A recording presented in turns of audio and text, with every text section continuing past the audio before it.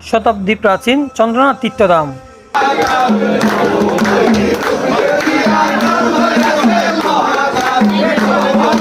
সমুদ্রপৃষ্ঠ হতে 1250 ফুট উঁচু পাহাড়ে অবস্থিত চন্দ্রনাথ ধাম একটি প্রাচীন ও পবিত্র তীর্থস্থান। 800 বছর পূর্বে গৌড়ের বিখ্যাত আদিসুরের বংশধর রাজা বিশম্বর সমুদ্রপথে চন্দ্রনাথ পৌঁছার চেষ্টা করেছিলেন। সে সময় ত্রিপুরার রাজা ধলমাণিক্য এই মন্দির থেকে শিবের মূর্তি তার রাজ্যে সরিয়ে নেওয়ার চেষ্টা করে ব্যর্থ হয়েছিলেন। প্রচলিত আছে নেপালের এক রাজা স্বপ্নে আদিষ্ট হয়ে পৃথিবীর 5 শিব মন্দির নির্মাণ করেন। এর মধ্যে চন্দ্রনাথ পাহাড়ের শিব মন্দির অন্যতম।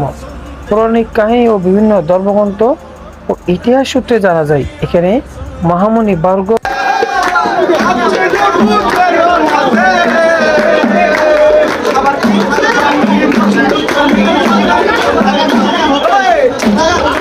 বসবাস করতেন।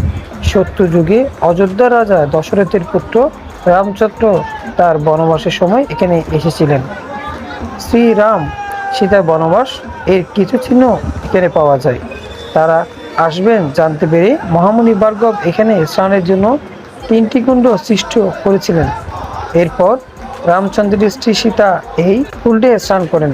এরপর থেকে স্থানের নামকরণ হয় সীতাকুণ্ড। অনেক কুণ্ডগুলো শুকিয়ে গেছে।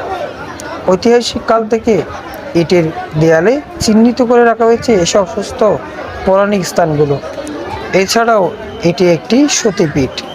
দক্ষ রাজার যজ্ঞে সতী দেবী নিজেকে আহুতি দিলে সতীর দেহ নিয়ে মহাদেব নৃত্যলীলা করতে থাকেন। তখন প্রায় প্রলয় আরম্ভ হলে ভগবান বিষ্ণু তার সুদর্শন চক্র দ্বারা সতীর দেহ খণ্ডন করেন এবং সতীর দেহ 51 খণ্ডে বিভক্ত হয়েছিল।